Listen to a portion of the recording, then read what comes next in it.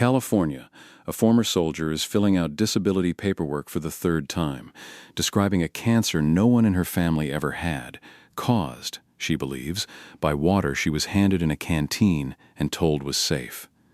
The Army knew about the chemicals in that water before she was even born. The government's own scientists wrote it down, on paper, and filed it away. She found out anyway, decades later, the hard way, in a hospital bed. So tonight, before we go any further, I want you to ask yourself something. If the people who sent you to serve already knew the ground you were standing on could kill you and said nothing, what exactly does loyalty owe you in return? In 1996, a 25-year-old Army recruit named Julie Akey arrived at a base on California's central coast with a gift for languages and a head full of ambition. She'd enlisted on one condition, that the Army let her learn a new language, and it sent her to the Defense Language Institute in Monterey, housing her at a sprawling post called Fort Ord, right on the edge of Monterey Bay. She has described those days almost like a postcard. Ocean on one side, rolling hills and mountains behind her. Sandy dunes stretching out along the coastline where she'd go running after her Arabic classes let out for the day. In the evenings, she watered a small vegetable plot behind her quarters using water straight from the base's own supply and chopped the fresh vegetables into salads. She filled her canteen from the tap every single morning before drills. She never thought twice about the showers. Why would she? She was just one more soldier among hundreds of thousands who had lived on that exact same water, going all the way back to before her own parents were born. What she had no way of knowing, standing there with a hose in one hand and a head full of new vocabulary, was that underneath her boots, in the sandy soil that made the base so beautiful, sat one of the most contaminated pieces of ground the United States military has ever quietly walked away from. And buried inside the water she drank every single day was a chemical the Army had already known about for more than a decade. We're going to get to exactly what that chemical was, and exactly when the Army first found out. But I want you to hold on to Julie's story for a few minutes, because by the end of this video, you're going to understand exactly why she eventually built a list of names that would grow to nearly 500 people, and why almost half of them share the exact same rare disease she does. Fort Ord's story doesn't start with contamination. It starts, like a lot of these stories do, with genuine purpose. The Army purchased the land back in 1917, originally as a training and maneuver ground for field artillery and cavalry units stationed nearby, a stretch of coastal California that had mostly been farmland before the military got involved. For a couple of decades, it stayed relatively modest, a place soldiers passed through rather than called home.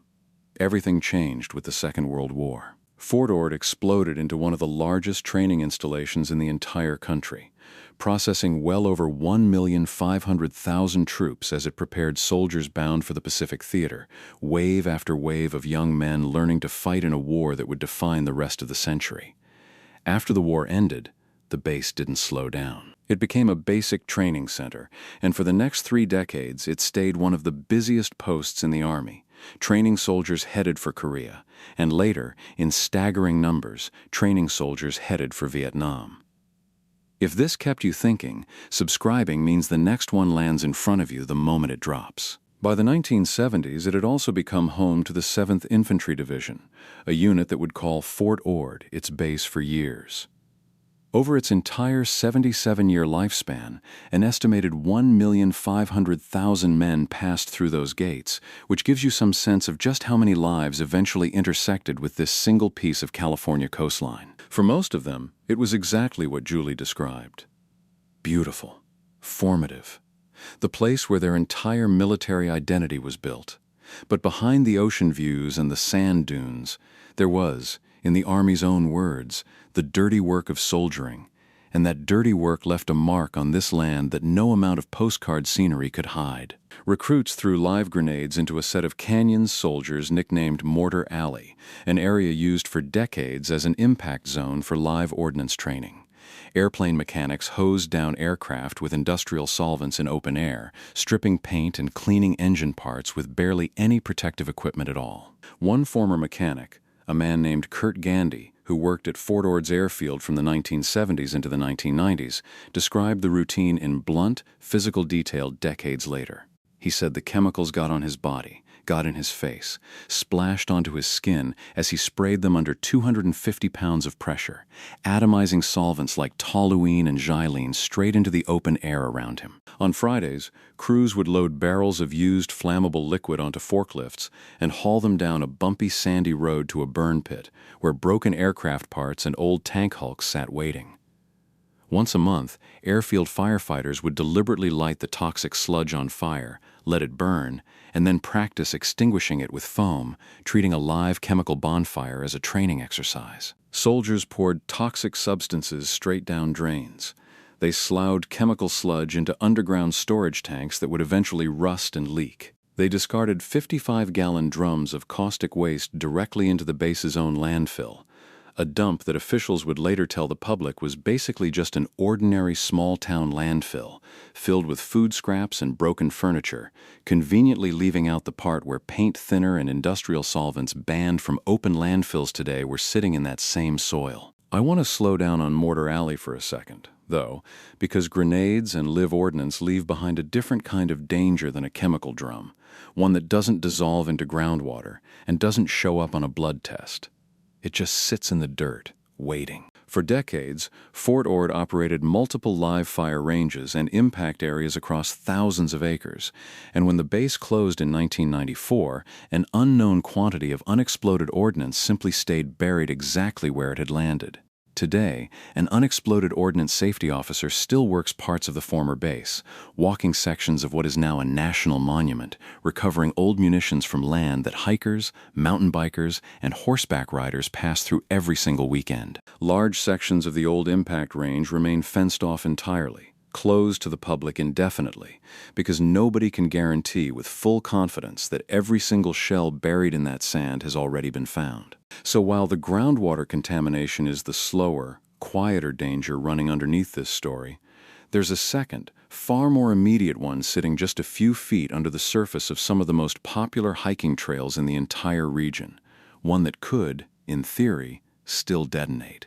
And when it rained, all of it moved. Water percolated straight down through the sandy ground and into the aquifers underneath, the very same aquifers the base pulled its drinking water from. This is the part of the story that I think deserves a beat of its own, because it's such a simple, almost boring physical fact, and yet it explains everything that follows. Sand doesn't hold contamination in place the way clay or dense soil might. It lets it travel. Fort Ord sits on some of the sandiest ground in the entire region, which made it a beautiful place to build a dune-lined training base, and also made it almost perfectly engineered to let whatever got poured onto it slide straight down into the water table below. Here's where I need to slow down, because this is the part of the Fort Ord story that genuinely stopped me while I was researching it, and I think it deserves more attention than a quick mention.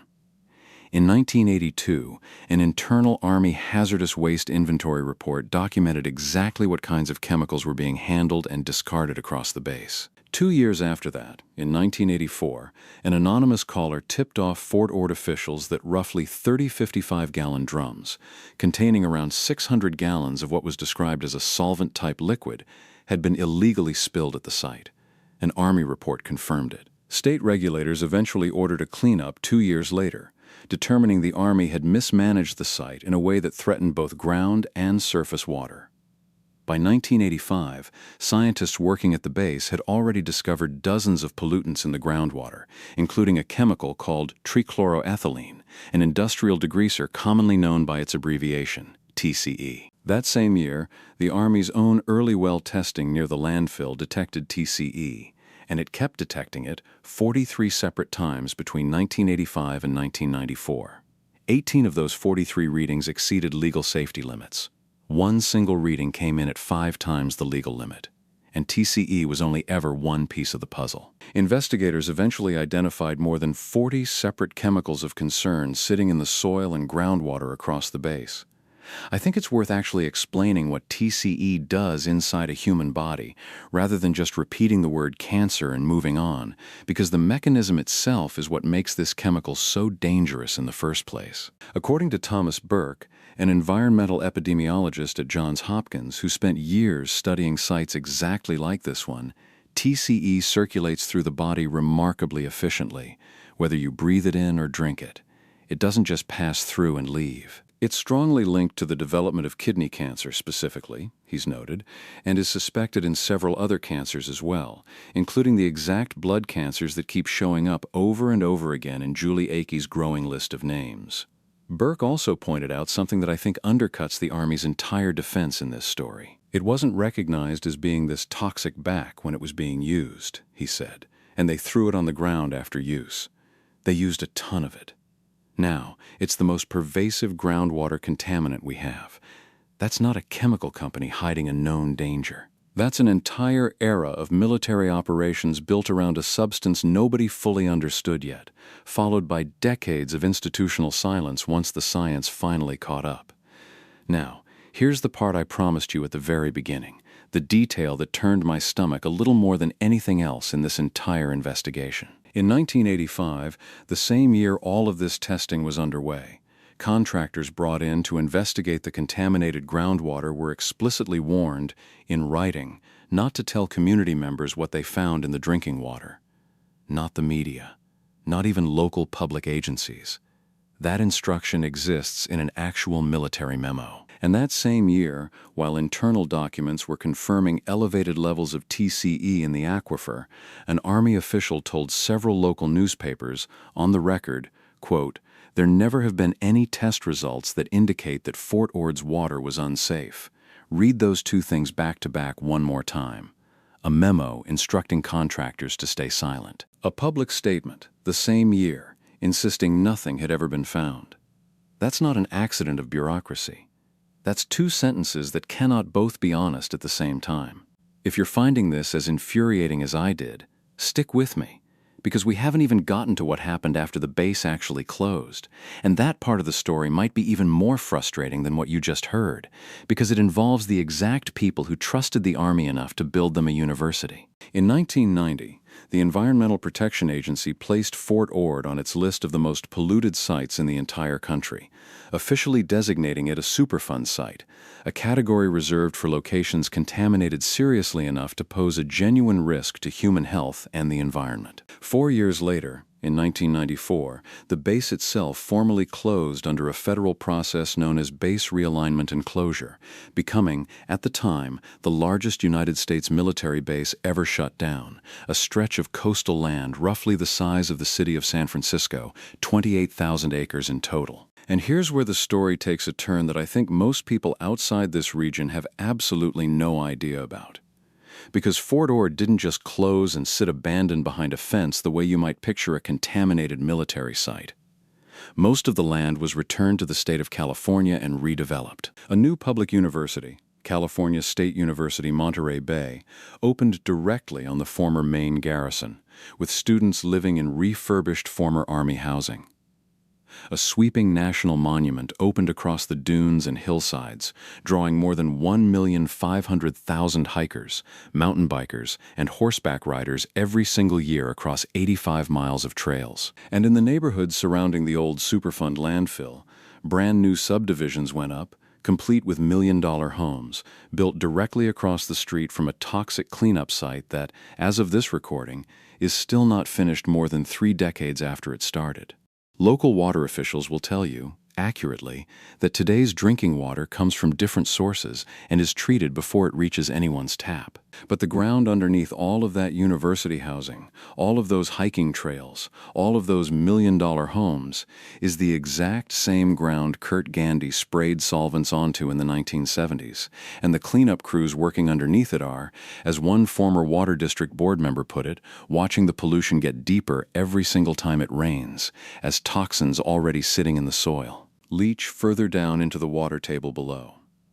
And there's a strange, slightly dark tradition that's grown up around this exact contradiction. Students at the new university have a name for exploring the abandoned, boarded-up sections of the old base that still sit untouched between the classrooms and dorms, the same crumbling barracks where signs warning of asbestos and lead still hang from sheeting draped over piles of rubble. They call it ording, wandering through hallways with stretches of ceiling missing, past rusted barrels and disconnected fuel lines, treating a documented federal Superfund site like an urban exploration adventure on a Saturday afternoon. I don't say that to mock the students. Honestly, most of them probably have no real sense of what they're walking through, And that's kind of the point. An entire generation is now living, studying, and wandering for fun across land that a previous generation was explicitly told not to ask too many questions about. So let's go back to Julie Akey now, because this is where the story stops being about drums and memos and starts being about an actual human body. Akey left the military after nearly 6 years as a translator and interrogator, eventually landing what she called a dream job as a State Department Foreign Service officer, traveling the world with her twin sons. In 2016, while stationed in Bogota, Colombia, she suddenly developed a persistent, deep ache in her bones. It got worse fast. Local doctors couldn't find a cause, so she was flown back to the United States for what she assumed would be a short visit. She left plants on her mantle. She left food in her refrigerator. She left clothes hanging at the dry cleaners. She never went back. After weeks of testing at the Cleveland Clinic, at just 46 years old, with no family history of blood cancer whatsoever, Julie Akey was diagnosed with multiple myeloma, a rare and aggressive cancer that attacks plasma cells deep inside the bone marrow. It's treatable. It has no cure. In her own words, describing those first months after the diagnosis, "I was a zombie. I cried all the time." Worried about losing her government health insurance while recovering from a bone marrow transplant, she took a part-time job checking bags at a nearby airport just to hold on to coverage. And somewhere in the middle of all of that, she started asking a question that most of us would never think to ask. Why me? Why this specific, rare, obscure cancer at 46 with no genetic reason for it to exist in her body at all? She started digging. She reviewed every single posting of her career: Spain, Haiti, Guyana, Ecuador, Nigeria, 2 different Army bases in North Carolina and Georgia, and 1 Superfund site on the California coast where she'd once watered a vegetable garden with tap water. "I think that was my answer," she said. She began combing through EPA reports, water testing records, old newspaper clippings, even obituaries, looking for other veterans who might have lived through the exact same thing she had. In June of 2019, she started a Facebook group, and it grew fast. First dozens, then hundreds of former soldiers and military family members who had once called Fort Ord home and later found themselves sitting in an oncologist's office asking the exact same question Julie had asked herself. As of the most recent count, her database includes 491 names. Nearly 200 of them list one of those same rare blood cancers. One of those names belongs to a man named Scott Lindquist, stationed at Fort Ord for 2 years back in the 1980s. He now lives with 3 separate rare cancers, including multiple myeloma, has undergone a stem cell transplant, and has been on chemotherapy since 2014. His wife, Tracy, put it about as plainly as anyone could. Scott hardly ever left the base, and he drank water like a fish, and that water was contaminated. When Scott applied for VA disability payments that would have let him stop working while managing his illness, he was denied. Twice.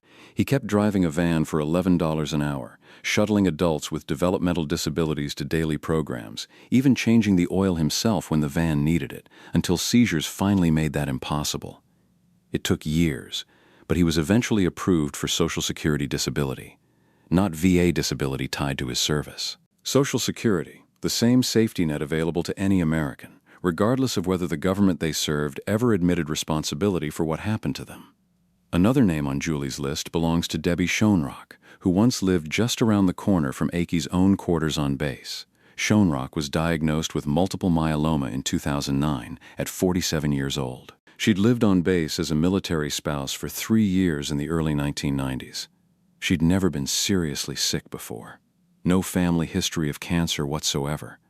Like Julie, nobody ever told her anything about toxic substances in the water while she was living there. And here's a detail that I think crystallizes just how little the Army actually communicated with the people living on that base while all of this was unfolding. In 1991, the Army surveyed dozens of community members specifically to gauge what residents knew about groundwater contamination at Fort Ord. Every single person surveyed said they were concerned. Not one of them reported ever receiving any information about it from the Army itself. Concerned and completely in the dark at the exact same time.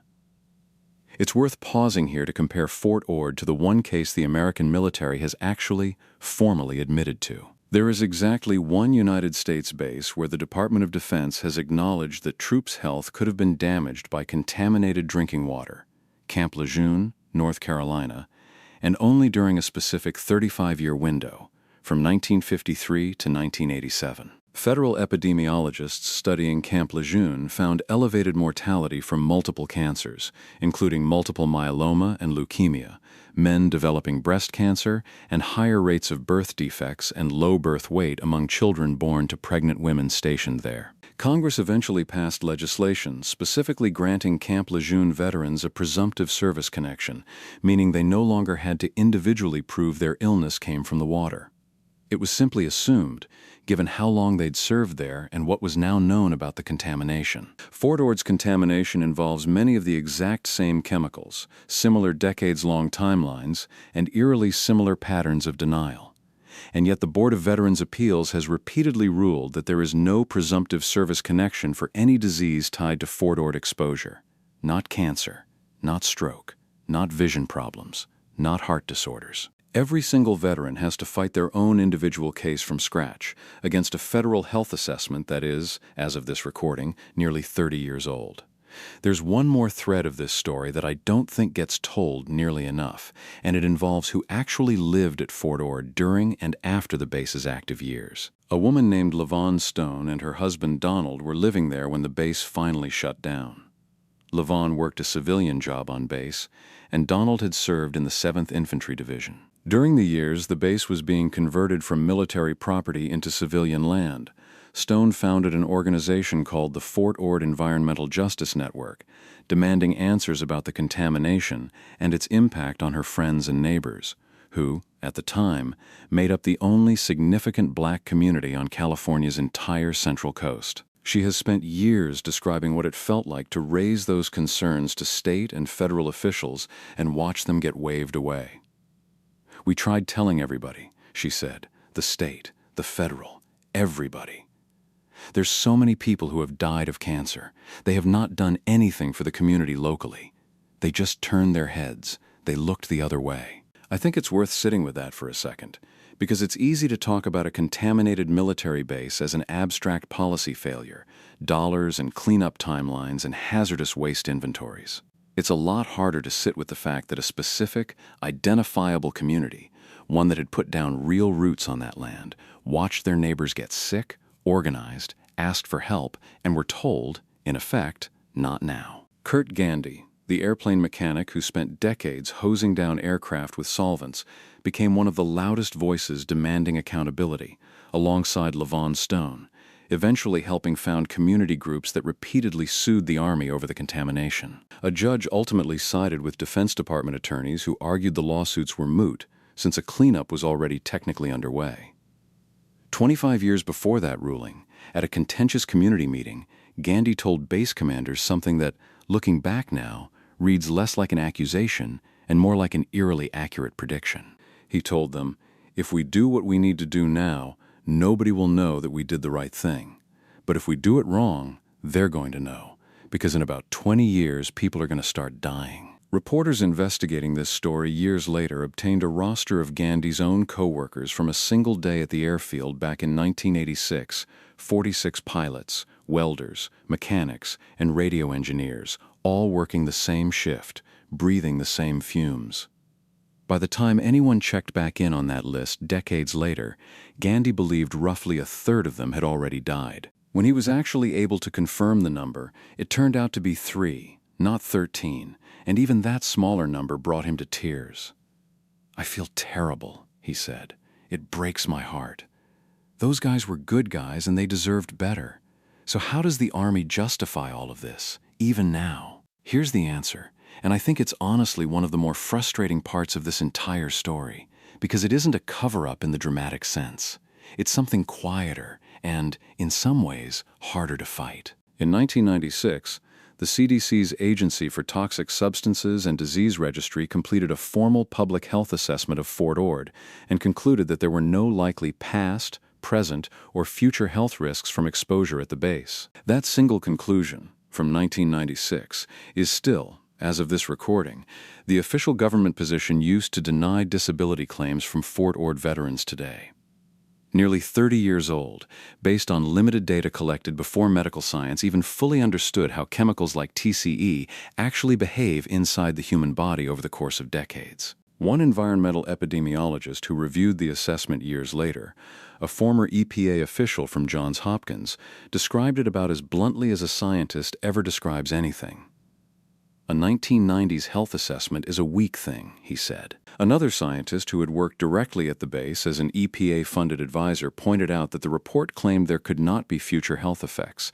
A conclusion, he said, was simply not possible to know at the time it was written, and honestly, still isn't fully knowable today. The man currently overseeing the Army's ongoing cleanup at Fort Ord has said publicly that he's never heard of anyone getting sick from pollution at the base, pointing, again, back to that same 1996 study, and noting that anyone who wants an updated assessment is free to request one themselves, exactly the process that led to Camp Lejeune finally getting its own updated review back in 2017.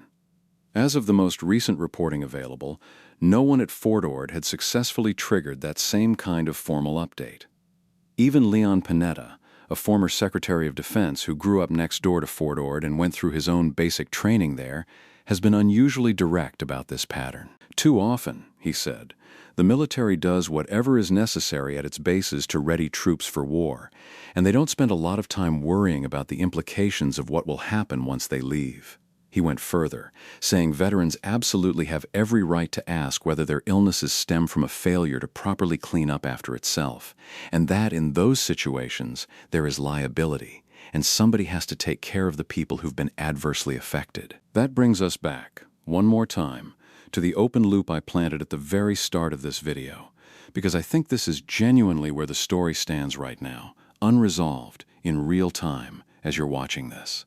An Associated Press investigation into Fort Ord's contamination, drawing on Julie Akey's growing database and thousands of pages of internal military documents, was published in early 2022. 9 months later, under pressure from a member of Congress who'd read that reporting, the CDC's Agency for Toxic Substances and Disease Registry finally agreed to reevaluate the health risks tied to Fort Ord's historical drinking water contamination, acknowledging, in its own words, that there are sufficient data and scientific reasons to revisit a conclusion that had stood, unchallenged, for a quarter of a century. That review is happening now. Veterans like Julie Akey, Scott Lindquist, and Debbie Schoenrock are still waiting to see whether it will finally give them what a Facebook group, a spreadsheet of names, and years of quiet grief could never accomplish on their own, an official acknowledgement, in writing, that the water they were handed in a canteen decades ago was never actually safe at all. If stories like this one, the ones where an institution's own paperwork tells you everything you need to know decades before the people affected ever find out, are the reason you keep coming back to this channel, hitting subscribe means you won't miss the next one, because unfortunately, Fort Ord is nowhere close to the only base with a file like this sitting in a drawer somewhere. Here's what I keep coming back to, and it's the question I want to leave you with tonight. Julie Akey didn't get sick because a soldier made a mistake in a burn pit in the 1970s. She got sick, or at least she believes she did, because a series of ordinary people, contractors following orders, officials protecting a press statement, scientists working with incomplete data in 1996, each made a small, defensible, forgettable decision, and those decisions added up into 40 years of silence. Nobody in this story set out to hurt anyone. That's what makes it so hard to sit with. It would almost be easier if there were one villain to point a finger at, one general, one memo, one moment where somebody clearly chose profit or convenience over a soldier's life. Instead, what you get is a filing cabinet full of routine paperwork, a public statement that happened to be untrue, a health assessment that was outdated the moment medical science caught up with it, and, underneath it all, a stretch of sand that is still, quietly, giving up both the chemicals and the unexploded ordnance it swallowed decades ago, one rainy season and one recovered shell at a time. So here's the question I'll leave you with. If an institution never lies outright, it just quietly fails to update what it tells people, decade after decade, is that actually less dangerous than a cover-up? Or is it just a cover-up that never had to try very hard? Think this was crazy? The next videos are even better. They are on your screen right now. Go watch them.